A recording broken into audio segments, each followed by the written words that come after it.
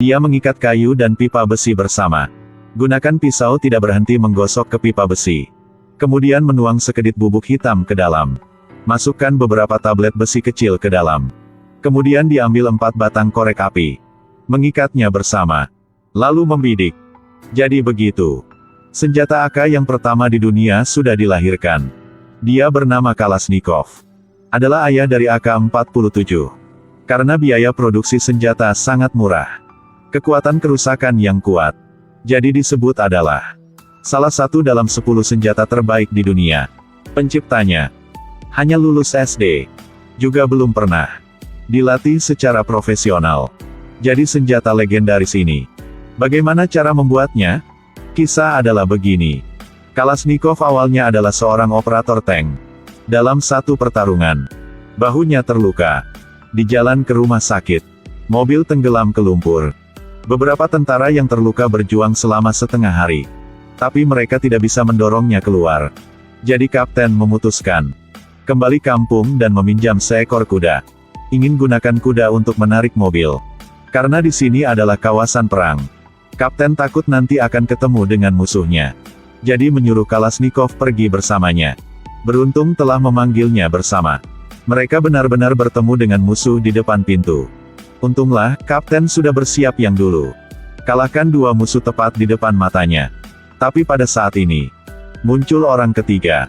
Kapten sangat percaya diri. Merasakan dirinya akan kalahkan orang itu. Kapten hendak menarik pelatuknya. Senapannya macet. Hasilnya tentu saja adalah dia ditembak oleh musuhnya. Kalashnikov mengambil waktu lawannya. Sedang gantikan peluru. Tarik pelatuknya segera. Orang di rumah itu ditembak mati. Kapten juga sangat beruntung. Tidak terkena di tempat bahaya. Dia masih hidup. Di perjalanan mereka kembali tentara.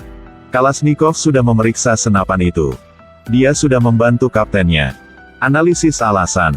Amunisi ini sangat bermasalah. Air mengalir ke dalam. Sekarang dingin seperti ini, air sudah membeku. Peluru akan termacet. Tapi setelah mendengar, kapten juga tidak ada cara. Dia juga tahu senapan ini ada masalah dengan desain. Tapi sekarang militer selalu menggunakan senapan ini. Jadi harus bikin bagaimana? Di bawah bantuan dari orang sekampung. Kalashnikov dengan cepat pergi ke rumah sakit. Dokter mengatakan dengan lukanya. Tidak usah tinggal di rumah sakit. Tidak apa-apa untuk kembali beristirahat. Jadi dia naik kereta. Bersiap untuk kembali rumah. Di kereta, dia sudah mengobrol dengan seorang pria di berlawanan. Ternyata identitas asli Kalashnikov adalah seorang penemu. Selalu ingin menelitian jenis senjata ini. Tapi unit aslinya sudah mengusirnya. Tidak ada cara. Dia harus masuk militer dan ke perang. Saat dia mengatakan itu, dia membalik desainnya. Untuk seorang pria itu melihat. Dia melihat selesai dan merasakan. Dia adalah bakat yang nyata. Menasihatinya untuk bertahan dalam mimpinya. Dengan dukungan darinya. Kalashnikov belum kembali rumah lagi. Lompat dari kereta di tengah jalan. Lari ke unit tempat dia awalnya bekerja. Stasiun mekanik yang mengkhususkan diri dalam perbaikan kereta api. Saat dia kembali unit yang lama, dia sudah bertemu dengan kepala stasiun. Berkata bahwa dirinya pernah memperbaiki tungku sebelumnya. Sekarang kembali untuk bekerja. Kepala stasiun melihat bahunya. Mengkritik bahwa itu tidak akan berhasil. Menyuruh Kalashnikov kembali dengan cepat untuk beristirahat. Berdiri di sini akan mempengaruhi orang lain yang bekerja. Kalashnikov tidak mau. Jadi sudah pergi ke kantor. Kepala stasiun menerangkan bahwa dirinya baru kembali dari garis depan.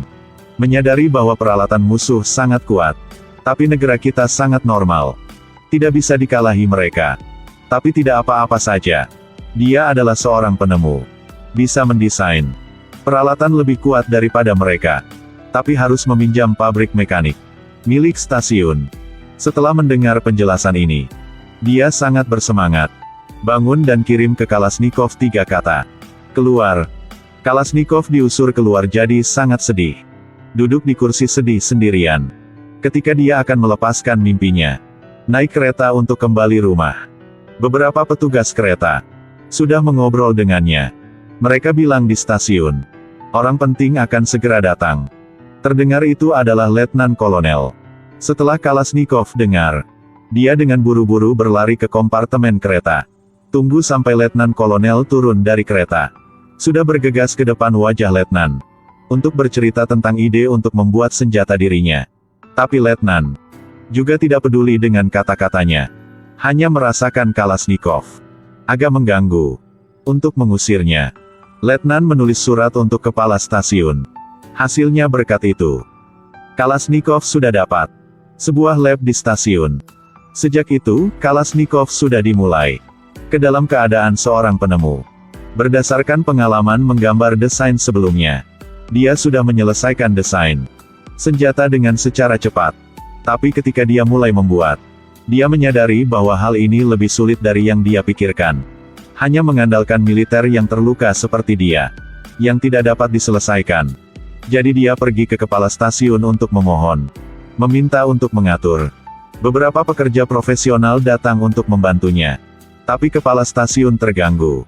Jadi dia tidak hanya ditolak, akan tetapi memarahi banyak. Kalashnikov tidak ada cara. Dia hanya harus kembali dan berjuang sendiri. Hari itu, Kalashnikov fokus kerja. Sekelompok orang pergi ke tempatnya. Orang ini pergi bekerja dan tidak melakukan apa-apa. Pemimpin tidak ada cara apapun untuk tangani dia. Lebih dari itu, semua orang harus mematuhi kata-kata darinya. Dia bilang dirinya ingin menciptakan senjata. Orang-orang dari seluruh perusahaan harus mendukungnya. Sedangkan dia hanya adalah orang pernah belajar SD. Juga belum pernah kuliah tentang ilmu pembuatan senjata. Tapi nanti dia sudah menciptakan sebuah senjata. Benar-benar mengejutkan dunia. Karena Kalashnikov bukan seorang profesional. Jadi gambar yang dia gambar agak samar. Pekerja hanya bisa ikuti draft samar ini. Tapi belum lama, mereka benar-benar menciptakan sebuah senjata. Namun terlihatnya sedikit aneh. Tapi setidaknya bisa digunakan. Sedangkan bagaimana kekuatannya? Cobalah nanti kita akan tahu. Jadi begini. Kalashnikov bersiap untuk membawa pekerja keluar untuk mencoba senjata. Dia membidik ke laras besi. Tembak satu tembakan. Lalu tembak terus-menerus. Kalashnikov tahu dirinya sudah berhasil. Sekarang sudah punya senjata. Jadi biar lebih terkenal, Kalashnikov naik mobil ke kantor pemerintah. Mengatakan bahwa dia ingin bertemu dengan Letnan Kolonel. Petugas bilang Letnan Kolonel agak sibuk. Jika tidak mendesak, jangan saling bertemu. Jadi dia mengeluarkan senjata. Orang itu tercengang di tempat. Ini teroris kan? Petugas tidak bilang apapun. Langsung penyitaan senjata. Dan terkunci dia. Belum tidak lama, Letnan Kolonel sudah kembali dari garis depan. Bawahan, cepat berikan dia senapan Kalashnikov. Dia langsung mengenalinya. Senjata ini sangat khusus. Bukan produksi dari pabrik. Seperti membuatnya dari tangan. Dia sangat menikmati. Jadi dia pergi ke lapangan tembak. Gunakan senjata untuk mengeluarkan peluru pada sasaran. Apa? Senjata ini sangat bagus. Letnan Kolonel kembali kantor. Dan menyambut Kalashnikov. Keluar dari sel penjara. Sekaligus bilang dengannya bahwa senjata yang kamu dibuat dibawa ke tangan kolonel. Jika dia merasakan senjata kamu bagus, nanti akan produksi dengan jumlah besar. Kemudian dia bersama Kalashnikov ke lapangan tembak. Kolonel mencoba senjata Kalashnikov. Merasa sangat baik. Jadi dia dipanggil ke sudut. Kolonel menyadari dia masih memakai seragam militer lama. Jadi memberikannya sebuah seragam yang baru. Bahkan dia dengan sendiri menulis surat rekomendasi. Biarkan dia kuliah di institut profesional. Belajarlah lagi. Kemudian mengoptimalkan senjata itu. Kalashnikov baru sampai institut. Namun sekarang dia memiliki ruang desain pribadi. Dan banyak peralatan profesional. Tapi dia tetap amatir. Jadi kurang paham tentang peralatan ini. Bahkan manuskrip desain paling sederhana. Dia juga kurang tahu cara menggambar. Pemimpin menganggapnya agak sulit. Jadi menemukan seorang asisten datang. Keduanya baru saja bertemu dan saling jatuh cinta. Bekerja sama dengan bagus dalam pekerjaan. Sangat mengerti satu sama lain. Di bawah bantuan dari asistennya. Pekerjaan Kalashnikov menganggap mungkin untuk melanjutkan. Tapi hal yang kasihan adalah ada banyak orang bagus di institut. Kalashnikov dibanding dengan orang-orang yang berasal dari institut profesional jauh di belakang. Jadi ketika dia memberikan senjata untuk mengikuti tes, dia gagal. Setelah gagal, dia tidak punya alasan untuk tinggalkan lagi di institut. Dia bersiap untuk pulang kampung. Pada saat ini, pemimpin sudah menemukannya lagi. Itu begini. Lawannya merasanya adalah seorang jenius. Jadi ingin memberikannya sebuah kesempatan lagi. Sejak itu, Kalashnikov sudah tidur terlambat dan bangun dari awal untuk memperbaiki cetak biru. Tapi cinta dan pekerjaan keduanya berjalan dengan sangat baik. Juga tersedia untuk saat ini asisten. Sangat cepat. Kontes kedua telah dimulai. Hari pencapaian, Kalashnikov sangat gugup. Takut dirinya akan gagal sekali lagi. Tidak ada keajaiban kali ini juga. Pemimpin bilang semua senjata dalam kompetisi, semuanya tidak memenuhi standar. Tidak ada senjata yang memenuhi standar pertempuran. Kedua kali tidak dipilih. Dia jatuh pada curiga. Merasa dirinya mungkin benar-benar tidak adalah seorang cocok dengan penelitian. Jadi Kalashnikov dengan aktif mencari perawatan medis. Meminta untuk kembali medan perang. Setelah pemeriksaan medis militer, bahunya yang terluka masih belum sembuh. Jadi permintaan untuk kembali ke tentara ditolak. Kali ini dia benar-benar putus asa. Terus-menerus dalam masalah. Bahkan tidak beberapa hari, ada berita yang baru dari garis depan. Perang sudah selesai. Negara mereka sudah menang dalam perang.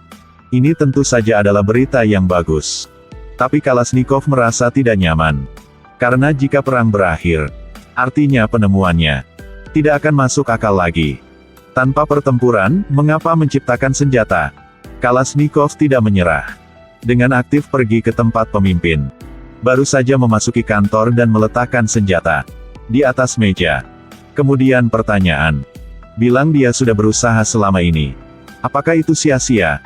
Pemimpin melihat Kalashnikov. Kemudian diam. Dengan diam-diam memberikannya sebuah surat. Melihat isi dalam surat, Kalashnikov tercengang. Surat ini ditulis oleh Panglima tertinggi. Pada surat yang meminta Departemen Penelitian harus tetap bekerja dengan cepat menyediakan sekumpulan senjata paling canggih. Ini artinya adalah senjata yang Kalashnikov ciptakan. Sekarang di atas ada pesanan. Kalashnikov tidak usah kembali rumah lagi.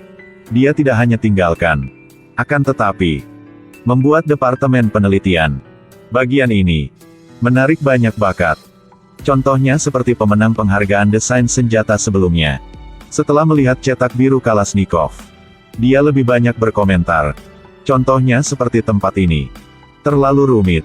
Terlihat bagus tapi tidak bisa menggunakannya. Bagian-bagiannya harus dilepas. Setelah diinstruksikan oleh seorang profesional, senjata milik Kalashnikov dioptimalkan banyak detail. Akhirnya, setumpu senjata yang pertama akan dilahirkan. Kalashnikov sangat bahagia. Dia memegang senjata ke lapangan tempat untuk mencoba segera. Tetapi orang yang bertanggung jawab mengatakan kepadanya bahwa sekarang jarak tembak telah ditempati oleh orang lain. Jika dia ingin mencoba senjata harus menunggu sampai besok lusa. Sekarang Kalashnikov tidak bisa menunggu detik apapun lagi. Jadi dia keluar pintu dan belok kiri. Temukan tong besi. Menggambar tujuan sederhana. Di atasnya, dia ingin menguji senjata di barak. Kalashnikov gunakan senapan menembak terus-menerus pada tong besi. Hasil tes kali ini sangat bagus. Peluru telah menembus tong besi segera. Tapi tidak lama. Suara tembakan menarik banyak tentara. Menembak di sekitar barak merupakan pelanggaran terhadap peraturan. Kalashnikov ditangkap. Meskipun dia ditangkap, tersenyum lebih cerah dari siapapun. Akhirnya dia juga berhasil. Jenderal telah mendengar tentang ini. Kalashnikov dipanggil ke ruangannya. Dia sangat ingin tahu bahwa jenis senapan apa yang dia coba. Tapi suatu hari tidak bisa menunggu. Jadi dia menyuruh Kalashnikov membawa senapan itu ke sini. Kalashnikov menunjukkannya secara singkat. Jenderal mengambil komponen. Gunakan beberapa dekit terpasang. Dia belum melihat. Senapan sangat mudah dipasang. Saat itu dia sangat kaget. Perhatikan baik-baik senapannya. Benar-benar ditaklukkan. Dengan desain ini, awalnya jenderal itu sendiri juga merancang sebuah senjata. Dia juga ingin membawanya ke kontes. Sekarang dia melihat senapan Kalashnikov. Dia memutuskan untuk mundur dari kontes. Karena dibanding dengan senapan ini, senapannya hanya membuatnya kehilangan muka. Saat penegasan jenderal, Kalashnikov membawa senapa untuk mengikuti kontes sekali lagi. Dalam kompetisi ini, semuanya adalah master. Semua penemu. Mereka semua mengeluarkan karya terbaik mereka untuk menguji kemampuan tempur senapan dalam kenyataan. Kontes mensimulasikan medan perang yang nyata. Dan para situasi akan bertemu. Di bawah air, gurun. Ada cukup medan. Dengan ujian yang begitu berat. Banyak senapan termacet peluru. Hanya senjata Kalashnikov. Bahkan rendam dalam air. Atau masukkan pasir. Setelah mengeluarkannya, Anda masih bisa lanjut menembak. Tentu saja. Bisa menembak hanya standar terendah. Akurasi senapannya sangat tinggi. Senapan Kalashnikov sudah memenangkan kompetisi sepenuhnya. Diproduksi dalam jumlah besar setelah kompetisi. Dia juga untuk desain yang luar biasa. Tapi dapatkan peningkatan pangkat militer. Jenderal juga memimpinnya. Pergi dan lihat bagaimana parade dilakukan. Melihat militer-militer. Di tangan mereka semua senjata yang dia temukan. Kalashnikov merasa kebahagiaan yang belum pernah terlihat sebelumnya. Namun dia tidak bisa ke medan perang lagi. Tapi bayangannya akan selalu muncul di medan perang. Sampai ini, film berakhir. Namun ini adalah sebuah film perang. Tapi film melakukannya dengan sengaja. Mengaburkan kebrutalan dan darah kental perang. Pendekatan berlawanan dari sudut lain. Ambil jalan cinta. Meskipun adegan atau musik. Mereka semua sangat teliti dan berusaha keras. Juga sangat berhati-hati dalam memilih aktor. Pemeran utama pria sangat mirip Kalashnikov. Saat masih muda. Saat dia menemukan AK-47. Hanya berumur 29 tahun. Tapi dia tidak gunakan senjata ini untuk mendapatkan uang. Yang memberikan semua keuntungan untuk negara. Tapi meski begitu, dia sering merasa bersalah. Karena senjata yang dia rancang membunuh banyak orang daripada senjata lainnya. Jadi ketika dia menerima medali, dia pernah berkata, dirinya belum membuat cerita yang bagus apapun. Baru saja membuatnya. Sebuah mesin membunuh manusia. Tapi sekarang kita semua memiliki pikiran yang sangat terbuka. Mereka semua memiliki pemikiran yang sama. Senjata tidak bersalah. Ini salah pengguna. Meskipun senjatanya sangat ganas. Tapi yang menyedihkan adalah hati manusia.